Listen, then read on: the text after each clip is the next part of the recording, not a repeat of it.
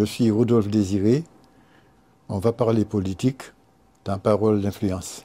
Bonjour à tous, vous l'aurez compris, nous allons parler politique avec Rodolphe Désiré, qui est ancien maire du Marin, ancien sénateur et ancien grand militant politique, qui s'est notamment illustré lors de l'OJAM.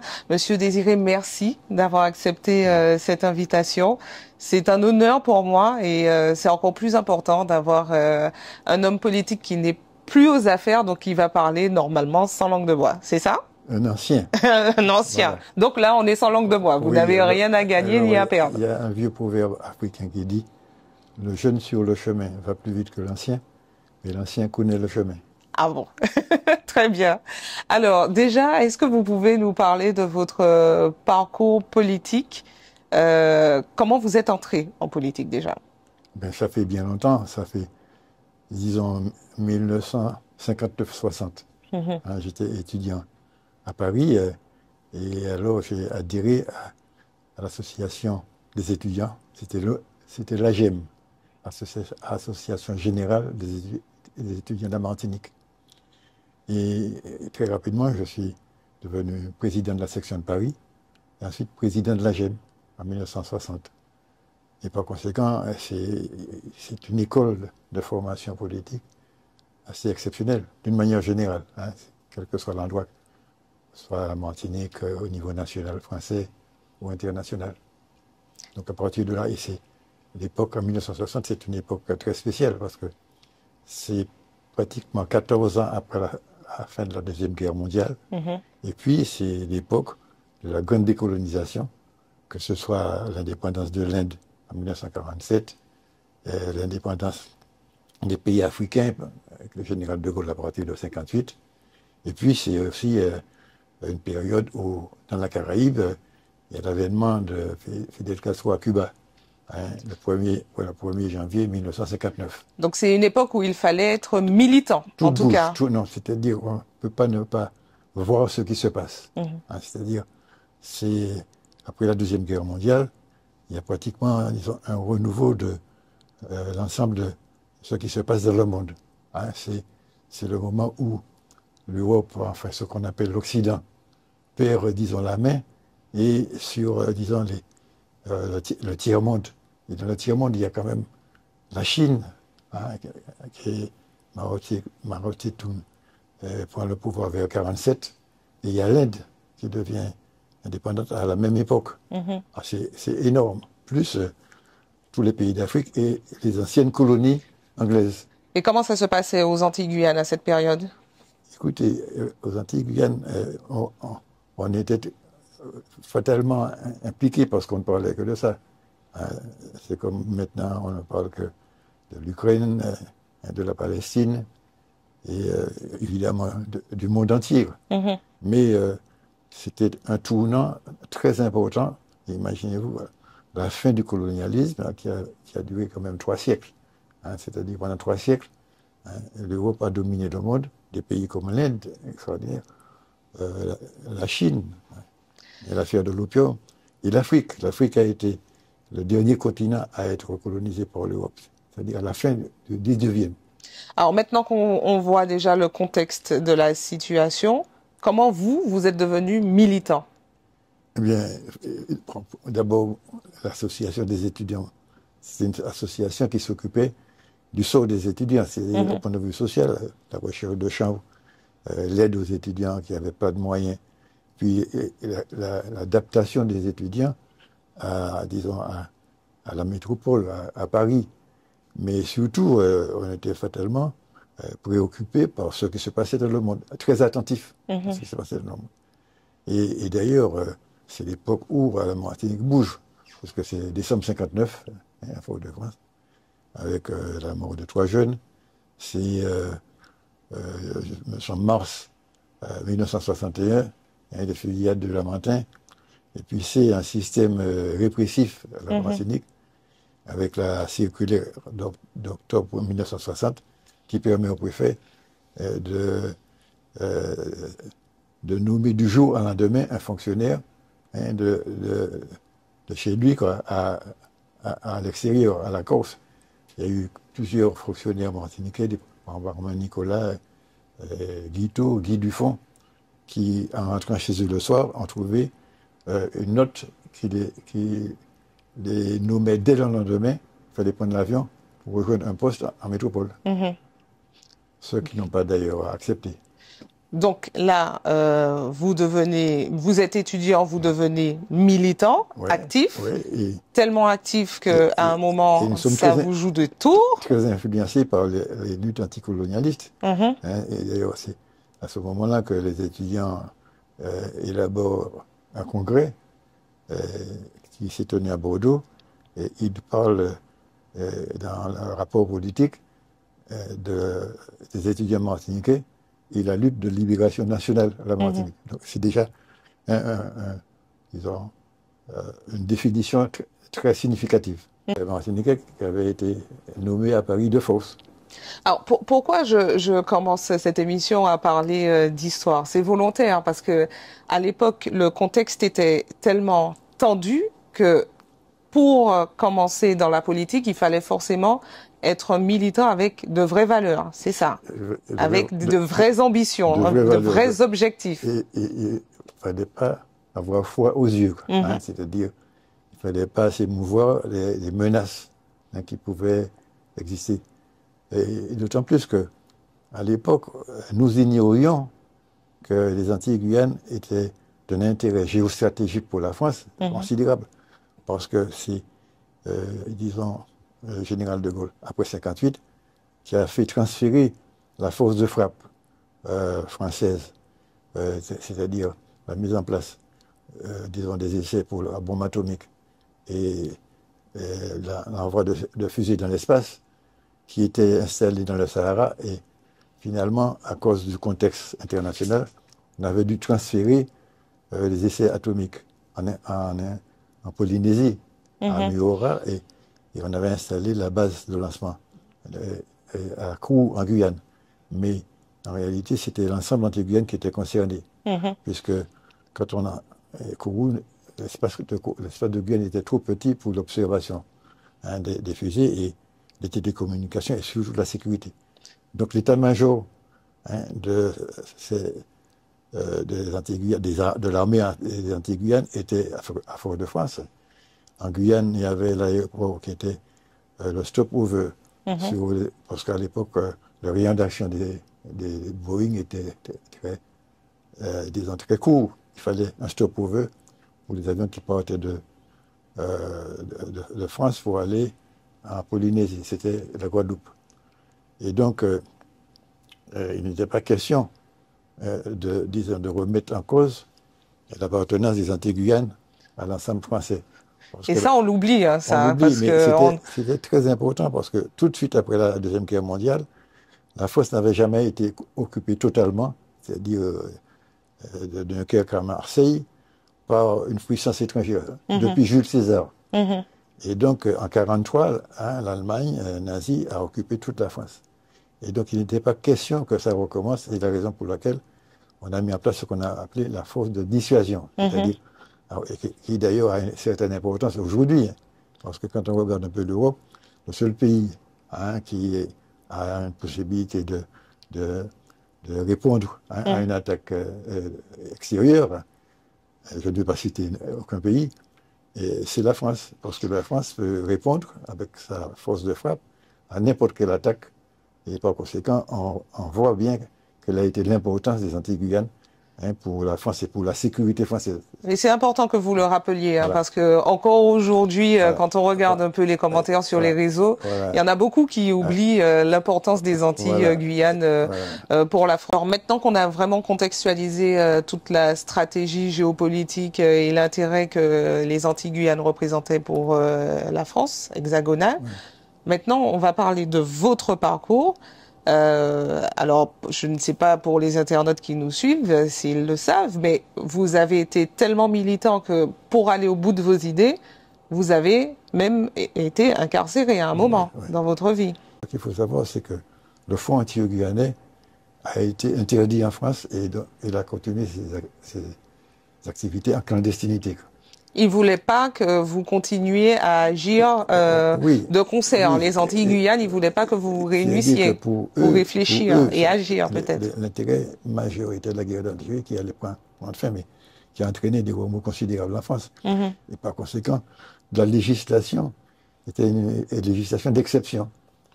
Et donc, moi, j'ai fait partie de ceux qui avaient formé le Front. Les étudiants ont été avec le Front, avec des ouvriers, des intellectuels, etc.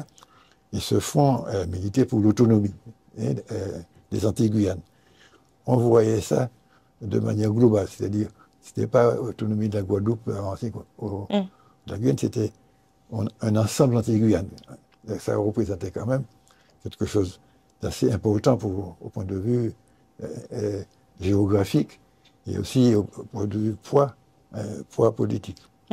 Quand je suis arrivé en Martinique, que nous avons décidé d'avoir, disons, un document dans lequel, disons, pratiquement, on reconnaît nos principes fondamentaux. C'est comme ça que nous avons élaboré la déclaration de Laucham, qui a été affichée un 23 décembre 1962. Dans toute la Martinique. Sur toutes les mairies et toutes les églises. En pleine nuit. En pleine nuit, hein, en l'espace de 3-4 heures. Donc c'était une vraie organisation. Ah oui. Et alors, le lendemain, le pouvoir public et le gouvernement s'est imaginé que la Martinique était déjà sur le point de se soulever. Ça a entraîné une certaine émotion. Et là, c'est à partir de cela que part l'affaire de Laucham, où il y a des arrestations des membres de Laucham. Dont vous avez fait partie. Dont je faisais partie. Mais on avait décidé, on savait qu'on allait nous arrêter, puisqu'on était dans un état d'exception. Par conséquent, 15 jours après, il y avait déjà la DST, la Direction de la sécurité du territoire, français qui était en Martinique et qui cherchait exactement quelle était l'organisation qui avait pu réaliser cette affaire-là. Ça commence comme ça, et par l'arrestation d'Armongon, qui était secrétaire général, et dont la serviette dans laquelle il y avait tous ces documents a disparu. Et qu'on aurait retrouvé, que la gendarmerie aurait retrouvé quelques jours après, dans un fossé sur la route de Casse-Pilote, de Chelcher à Casse-Pilote. Bon, et il trouve, en quelque sorte, un complot dans la serviette. Et effectivement, on a été poursuivis, arrêtés. On avait d'ailleurs demandé aux autres camarades de dire qu'ils n'étaient pas de Laucham, mais il y avait 12 personnes qui avaient accepté d'aller en prison. Et ce qui était assez marrant, c'est qu'on était au secret et on impressionnait beaucoup les prisonniers de droit commun. Et à tel point que lorsque je suis revenu, que je me suis installé en Martinique, je venais à Fort-de-France le jeudi après-midi et de temps en temps, j'entendais « Ouais, Rodolphe, comment ça va ?» Je me retournais voir quelqu'un avec une mine pas tellement rassurante. Et je me disais « Oui, nous étions là, jouer ensemble. » Donc c'était un ancien co-détenu. Ouais, un ancien co-détenu. Donc je dis ça comme ça pour détendre un peu l'atmosphère. Mais ceci dit, on était considéré, on a été incarcéré de manière très, disons, très ferme. Alors, donc, et on a été transféré en France quelques mois après. Et finalement, on a reçu, disons, le statut de prisonnier politique au mois de juillet. Et à ce moment-là, on a été incarcéré à Fresnes, dans le même bâtiment où se trouvait, quelques mois avant, le gouvernement du GPRA avec Ben Bella et consorts. Voilà. Donc, on nous mettait au même niveau que dans le FLN. C'est ça. Et pour boucler la boucle sur cette partie de votre histoire, c'est également en tant que militant de l'OJAM que vous avez contribué au drapeau rouge, vert, noir qu'on connaît aujourd'hui, qui pour le coup aujourd'hui c'était l'objet d'un vote mis en place par la CTM, mais à l'époque c'était un acte politique, militant. Oui, c'est à Fresnes que... C'est à Fresnes que le drapeau a été créé. Voilà, c'est Victor Le Sceau qui nous a dit un jour il faut un drapeau, parce que bon, ça prenait beaucoup d'importance. Et quand on a été sur la Fresne, ça a pris une importance internationale. Mhm. Et donc, on a dit oui, il faut un drapeau, quoi. Donc, il a proposé un premier drapeau vert, jaune et rouge. Alors je lui ai demandé, mais le jaune c'est quoi? Il m'a dit c'est le soleil. Alors je lui ai dit, le soleil brille partout. Et j'ai proposé le noir, parce que le noir c'était vert, noir et rouge, c'était les couleurs de l'UNIA, c'est-à-dire une organisation qui avait été créée en 1923 à New York, des Afro-descendants, avec Marcus Garvey et consorts, c'est-à-dire le début de l'époque où les descendants disons, des Africains qui avaient été déportés commençaient à relever la tête aux États-Unis. Alors, Monsieur Désiré, maintenant qu'on a bien retracé votre histoire, on a vu l'époque dans laquelle vous avez débuté la politique, tous les sacrifices que vous avez dû faire pour aller au bout de vos idées. Aujourd'hui, quel est votre regard sur la politique actuelle? Et je pense que, disons, là, on a regardé d'où on vient, mais il y a quand même 70 ans qui ont passé. Il faut savoir qu'à la Martinique, en 1960, nous avions 239 000 habitants. Il y a 340 000, on est monté jusqu'à 390. Et on redescend maintenant. Et il n'y avait que la canne à sucre, pratiquement la banane et balbutière, et rien d'autre. Aujourd'hui, la Martinique ne couvre que 15% de ses importations par ses exportations. On exporte pratiquement que la banane et le rhum, un petit peu de pétrole et vers la Guadeloupe. Et on n'exporte rien, presque rien. Bon. Et d'ailleurs, même le tourisme marche à peu près. On ne peut pas dire que le tourisme. Donc, ça explique la situation d'aujourd'hui qui fait que depuis quelques années, il y a une émigration considérable de jeunes vers l'extérieur, vers le monde entier. Est-ce que c'est un peu de la faute des élus actuels? C'est la faute de personne, puisque cette situation se retrouve un peu partout. Mais c'est la faute de tout le monde. Oui. Bon, parce qu'il faut bien dire que la situation est l'héritage, disons, d'une société qui a été menée, d'ailleurs, au niveau national, où petit à petit a été reconnu le principe d'égalité, quoi, l'identité législative. Et vous voyez bien qu'en France, aujourd'hui, il y a une crise considérable qui atteint plus ou moins la Martinique, mais il faut bien dire qu'il y a une crise mondiale. On est un petit peu, quoi, bon, un effet collatéral de cette crise mondiale. Et est-ce que nos élus locaux peuvent quelque chose aujourd'hui? Oui, parce que en réalité, la Martinique a beaucoup d'atouts. C'est-à-dire, aujourd'hui, on a un biotope, mais on a beaucoup d'atouts. Par exemple, le nombre d'étudiants qui ont été inscrits en novembre dernier à la faculté des Antilles, ça a voisin 6 000 étudiants. 6 000 en Martinique, 6 000 en Guadeloupe. Donc il y a un potentiel intellectuel considérable. Il y a un potentiel aussi en Martinique, c'est une serre géante.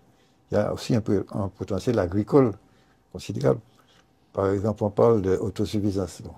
Il faut bien définir ce genre d'autosuffisance concerne le jardin créole qu'on a plus ou moins gardé et concerne aussi la possibilité pour les professionnels de l'agriculture de pouvoir travailler et produire de façon à assumer la consommation en Martinique. Mais le gros problème concernant l'agriculture et la pêche, c'est que la commercialisation des produits, aujourd'hui, c'est pas qu'il n'y ait pas assez d'agriculteurs, c'est qu'on ne commercialise pas suffisamment ni les produits de la pêche, ni les produits d'agriculture. Alors, Monsieur Désiré, à l'époque, vous travailliez à l'échelle antillo-guyanaise, puisque c'est un fonds antillo-guyanais. Est-ce que ça serait ça la solution? Alors, il y a déjà des actions antillo-guyanaises qui sont menées, mais est-ce que pour vous c'est suffisant? Est-ce qu'il faut être militant? Est-ce qu'aujourd'hui on peut être militant et homme politique? Est-ce que c'est possible en 2024? Je vous dirais très clairement que aujourd'hui, quand on prend la classe politique des trois pays, on peut considérer que 80% des élus sont, comme dirait Césaire, des hommes de soif bonne, circulant fous autour de mares empoisonnées. Ça veut dire que nous sommes dans un logiciel qui est dépassé. Et ce logiciel, il faut choisir un autre logiciel. Un logiciel qui permette, bon, disons, de créer dans ces pays-là une atmosphère qui permette aux entreprises d'être rentables, c'est-à-dire diminuer le coût de production des entreprises. Et cela amène à des transformations considérables qui sont largement au-dessus des problèmes de l'agriculture, de la pêche, ou même de l'habitat. La Martinique ne peut nourrir ses enfants que si que ce logiciel permet d'investir de manière massive en Martinique. Et pour cela, il faudrait que, par exemple, le port de Fort-de-France soit un port au fond. Il faudrait on en parle, parce que le président a promis à Serge Letchimy qu'il puisse y avoir un port au fond à Fort-de-France, plus ou moins avec Pointe-à-Pitre en Guadeloupe, et des zones franches à Ducos et au Robert. Bon. Et de plus, la Martinique a des atouts considérables. Bon, la montagne Pelée a été classée patrimoine de l'humanité, la Yole. Et nous avons aussi même une classe d'agriculteurs qui sont de très haut niveau. Bon. Donc il faut créer un système comparable à ce que l'Espagne et le Portugal ont fait pour ce qu'on appelle les RUP, les régions ultrapériphériques de l'Europe, et qui ont mis en place des systèmes où le système qui permet aux entreprises locales des Canaries d'avoir les mêmes chances en termes de concurrence que les entreprises nationales européennes ou extérieures. Ça, c'est ce que je dis là. C'est pas des vœux en l'air, c'est quelque chose qui a été fait ailleurs. En tout cas, c'est un sujet sur lequel nous reviendrons dans de prochaines émissions de Parole d'influence. Je ne suis pas candidat à quoi que ce soit. Ah ben c'est justement pour ça que vous êtes le bienvenu, parce que vous n'avez pas d'intérêt particulier. J'ai 87 ans l'année prochaine, donc c'est pas la peine. En tout cas, merci. Restez avec nous. D'ailleurs, je vais vous resservir du thé de basilic de mon jardin. D'accord. Donc, n'hésitez pas à vous servir. Voilà. Ça va? Vous appréciez? Ça va, oui, très bien. Il est bon. Parfait. En tout cas, chers internautes, merci de nous avoir suivis dans ce nouveau numéro de Parole d'influence. Prochain rendez-vous vendredi prochain, 13h Antilles, 14h Guyane, 18h Hexagone et 21h pour La Réunion. À la semaine prochaine.